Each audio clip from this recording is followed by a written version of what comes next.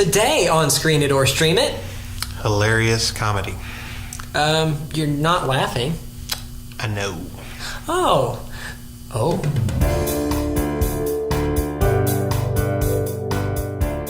The Happytime Murders is rated R for strong, crude, and sexual content and language throughout, and some drug material. It's the story of puppet ex-cop turned private detective Phil Phillips, who stumbles into a series of murders. That's right, someone is murdering puppets who were previously stars on a show that featured humans alongside the puppets. A motive quickly becomes clear as the show, which they had been a part of, is going to syndication, which means a big payout that will be split among former cast members. Meaning, the fewer of them there are, the bigger the payout. As in any neo-noir type story, things are not exactly what they seem. Puppet private detective Phil Phillips has to team up with his former and estranged human partner, Detective Connie Edwards, to solve the case. So, how do we rate this one? We decided that the Happytime Murders is not great.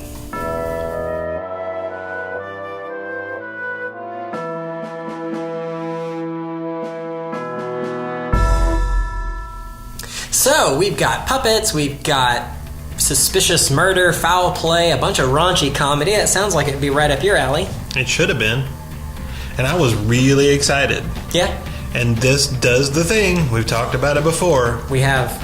Every funny moment in the movie was in the trailer. Just about. I can think of maybe one that wasn't. There was a couple of laughs, but any really good belly laugh, it was in the trailer. Yeah. And they were spread out. They were far in between.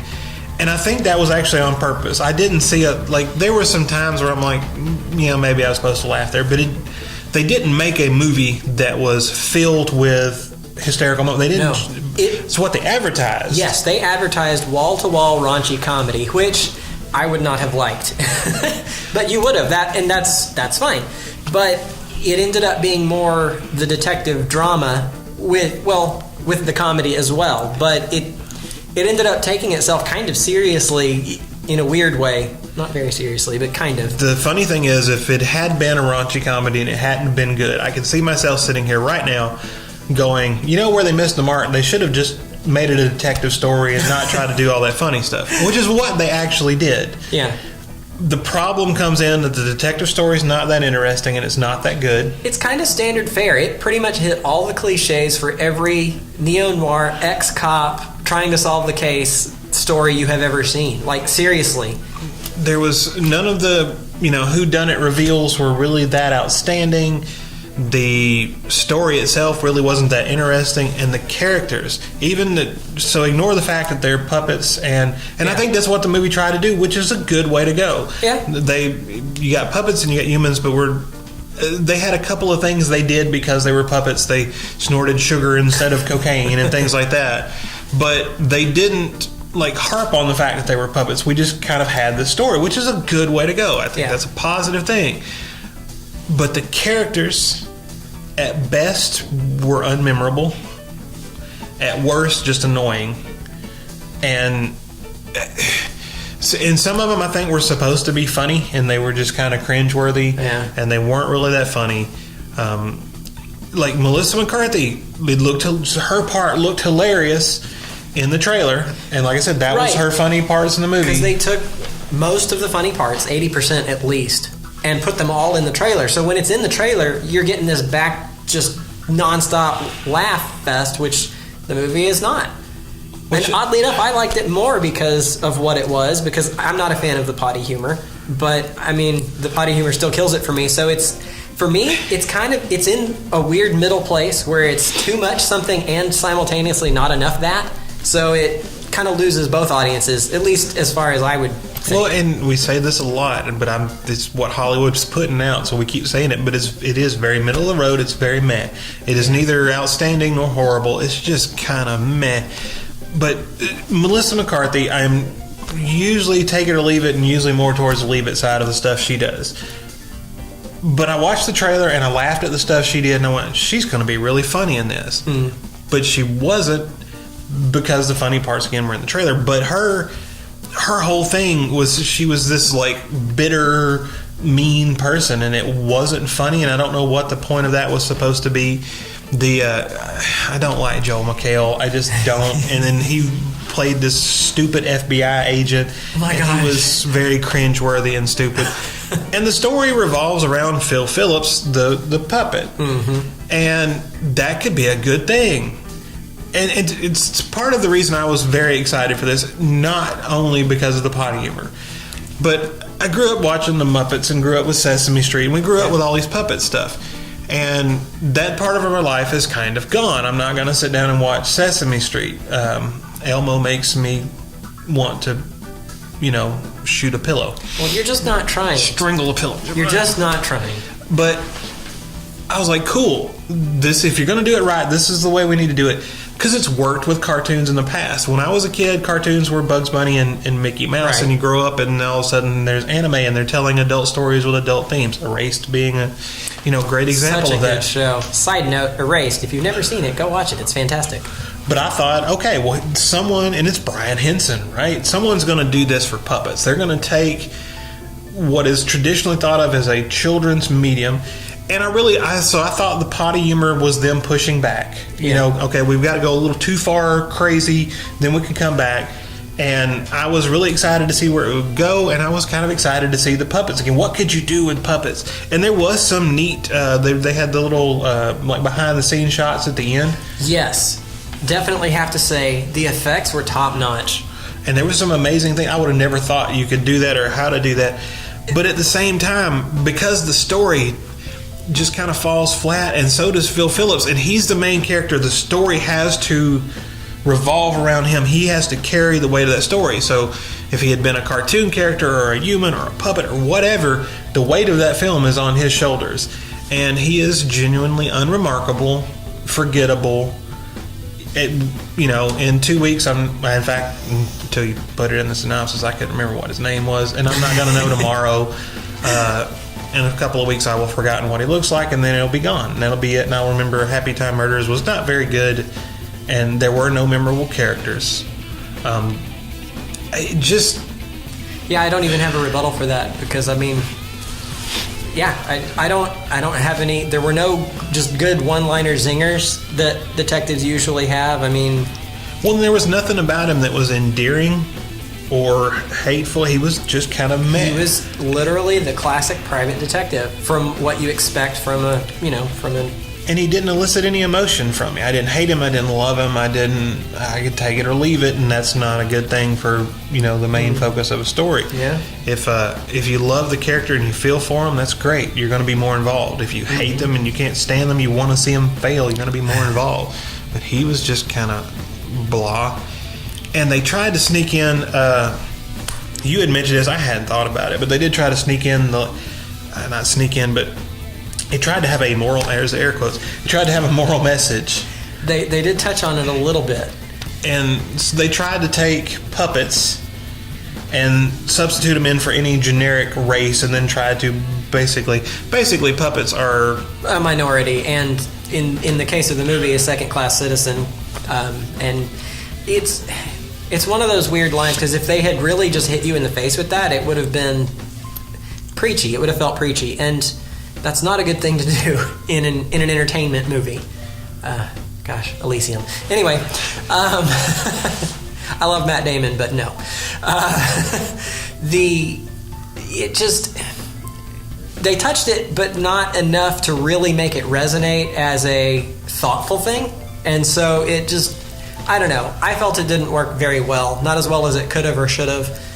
But fortunately, it wasn't preachy, so at least it didn't go that way. It didn't beat you over the head. So that's a win, actually. But because it wasn't preachy, there wasn't really enough there to... I wasn't struck and go, oh, poor puppets. In fact, if you want to see a good one that does that properly, Zootopia. That movie is just brilliant as far as doing that. They deal with racism in that movie. Yeah. It's beautifully done. Does a good job of it. This one does not. But Happytime Murders, the special effects, top notch. There were several times, and it's not good that you're out of the movie wondering, but I do behind the camera stuff a lot, so I think of how did they do that, because I don't know how I would do it sometimes. And it's there were things that I thought in my brain. I'm thinking that has got to be CGI somehow. but it looks perfect. I have no idea how they did it. Of course, then they showed us at the end of the trailer credits some of that behind the scenes stuff, which the tricks were fairly simple. They were effective. They were incredibly effective, and that I cannot say enough for. The special effects were top notch in the movie. And to integrate the puppets into Yes. the real world. the wide shots were the biggest thing. Right, I you mean, see his whole body. He's walking. How did they do that? I was going to say, they've done that for years, but you always get the close up and you get the head and the face, Yeah. and you don't get the lower torso. Or if you do, it's on a sound stage with Yeah, in but a they had puppet a world. broad daylight walking across the street, and me wondering, how did they do that? That looks amazing. Yeah, and they showed you at the end, probably because it was so interesting. Yeah, so definitely top scores for that, for the effects. I think if someone made a documentary on the making of, I would probably that find movie, that very interesting. that would be better than the movie. Like the technical aspect of how they made the movie would probably be more interesting. I did feel, could be totally wrong, just feel, but I did feel in the movie, it felt like a bunch of people having a good time making a movie that they wanted to make to prove that they could do it. I could see that. But at the same time, someone needed to be there to kind of rein it back in a little bit and go, our focus is kind of wandering. We should probably tell a story. And it didn't feel like the story was there. The story didn't deserve a movie to be made. It felt like, hey, we got some puppets. We can do this. Let's do it just to push out something with puppets. And I feel really bad for that because I was excited as to what would happen. What comes next, and I don't think there's going to be a next, at least not for a long time. Because Which is unfortunate because there are many different modes of storytelling. There are many different tools with which you can tell stories, and puppets are one of them. Puppets, Muppets, marionettes, whatever. Take your pick. it's And they're all fine, but you got to have good stories to go with them. That's the main thing. Even something that's all CGI, which we do frown on that a lot, and we we gripe about it. But even something that's all CGI, if it's got a great story, it doesn't matter. Great story can get you through anything as long as it's being told well, even if there's some questionable things. I have watched things that have been animated so badly that it just hurts my eyes, and I sat and watched them because I enjoyed the story that was there. It was a Netflix series in outer space, and I can't remember, but it was an animated series, and I don't know who decided that art style was the way to go. And I can't remember what that was. Sadly, cannot also remember the name of it, but I know which one you're talking about. Yeah, I tried to get you to watch it. I watched an episode or two, but the animation was so bad I had trouble with it. I just never got into where the story really took off, I guess. Knights of Sidonia. That's the one. So, but it was a really good story. I enjoyed the story. It had some touching moments, some heart-wrenching moments. I'll have to try it again. Unlike this. Of course, you know how it is. The wife said, and well, here we are. I haven't finished it still. Well, but that does kind of break my heart. So I love the Dark Crystal and I love Labyrinth. Okay, I need to see the Dark Crystal again. I saw it once a few years back. I don't really remember that much. I love Labyrinth, even though it's kind of ridiculous. No, the Labyrinth is amazing. I would say Labyrinth is better than Dark Crystal. Really, Dark Crystal to me, the story is not there as much as Labyrinth is. It's not as engaging, but the world, just that world is so neat, and the technical aspects, and I get drawn in, and that's so cool that, I mean, you could probably turn the sound off, turn on music, and sit there and watch it and not have any story at all. And I could still be mesmerized by the set design and things like that. So I think that's one of the reasons to me, it's better than what it probably is, and it's because of that. But at the same time, I do love the Dark Crystal, and I love the Labyrinth, and I love those type of movies. And I was really, really excited that, hey, here's some puppets again, because pretty much the only thing we'd gotten had been, more Muppet. The Kermit and his gang, which is fine. They're fine. Yeah, some of them are really great. But I think, and I forget what the budget is, but Happytime was it wasn't much. It was like $20 million or $40, which is $20 million is not really that much money, kids. They spent a pittance of $20 million. But it was, in Hollywood terms, it was like $20 or $30 million, something like that. But I think it's made back like $9. Oh, so that was not marketing and everything. That was just production budget. So because I know a lot of times they spend at least what they spent on the movie on. Well, and marketing. especially being like I said, it was like $30 million, something like that. I'm sure the marketing is probably close to that because we saw. We've seen it everywhere, yeah. So that's usually a good sign that's that shall be avoided for a long while. And then people be like, you can't put puppets and stuff. It doesn't work. Well, it just comes back to the story. And the story was fine. It was nothing really new or innovative. It was just... They were relying on the fact that they were puppets to carry... To add interest to what wasn't that interesting of a story. I'm going to pick on Avatar for a minute. Not The Last Airbender. Okay. We don't even talk about that because it won all the Razzies. I'm talking about James Cameron's. I love that movie, even though I probably shouldn't, and a lot of people have given me grief about it. The effects are amazing. I think everybody pretty much agrees on that. Best 3D movie ever. The story, it's Dances with Wolves. It is literally Dances with Wolves in space. I don't care. I like it anyway. I can't help it because it was well told. But, it's... I don't know where I'm going with that. That was a stray thought. But it should have had just something a little more unique. The technical aspect alone is not enough to... It's not enough to make something just last forever and really make it worth repeatability. It's got to have more to it, which... I still like Avatar. I watch it again, so maybe that was a bad example. Well, and like I said, I could sit here and quote you lines from The Labyrinth. I could quote you lines from The Dark Crystal. That even though the lines weren't that great and they weren't weren't the best in the world, they were memorable to me. Chamberlain's wine is like permanently in my head from The Dark Crystal. There was some lady sitting behind us at the movies that was making Chamberlain's wine one day, and I was clawing at the chair, and everyone thought I was crazy. And I'm like, do you not hear Chamberlain behind us? But, I mean, just those things are stuck with me. They are part of me forever.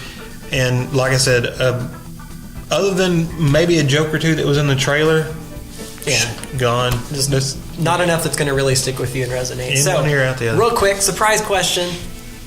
Just off the cuff, what's your favorite puppet you've seen in a movie? Any movie? Any movie? Yeah. Big Bird. Big Bird? I'm going to go with Falkor from The Neverending Story. I love that guy. He's great. So that's kind of I don't know. It's kind of because there's a bunch of stuff. You'll think of some in like 10 minutes. You'll think of a whole bunch. There's a bunch of stuff I probably didn't even consider it puppet. It's not a puppet movie because I wasn't thinking Yoda about or... Yeah, see, I wouldn't thought of Yoda or anything. I almost said Jar Jar Binks. So seriously, right now, if you ask my personal favorite right now, it's not going to be Big Bird. I haven't seen Big Bird in anything. Right. But I had a Big Bird Goes to Town or something when I was a kid and watched it over and over and over and over and over and over and over again, and that's burned in my head. All right, well, if you don't want to be disappointed by puppets in the theater, what would you like to be disappointed by at home that's on streaming? What? Or not even disappointed by? What's your recommendation for instead of? So my recommendation is a movie that did pretty much the same thing. They took kind of a different genre, combined it with real life, and except they did it good, and that was Who Framed Roger Rabbit from 1988. And aside from being the first and probably only movie ever that mashes like Disney and Warner Brothers together, thanks Steven Spielberg, but the story was good and interesting. Mm-hmm. The characters were memorable, and if you haven't seen Who Framed Roger Rabbit, shame on you, go watch it. But it's basically not for kids. I watched it when I was a kid. Suck it up. But again, it's more adult theme. It doesn't have the potty humor that. A little bit. Not as much. No, not near as not much. Near as much. It has some risque humor or innuendo, but not just straight out. Oh, I was thinking of Cool World. Oh, cool. No. Which was terrible and had the potty humor. But Who Framed Roger Rabbit? They took cartoons and they blended it with real life, and they told a detective story. And again, it was, kind of the noir detective, but this time it's Bob Hoskins, and it's everything I said that Happytime wasn't. It had a decent story. It had memorable characters.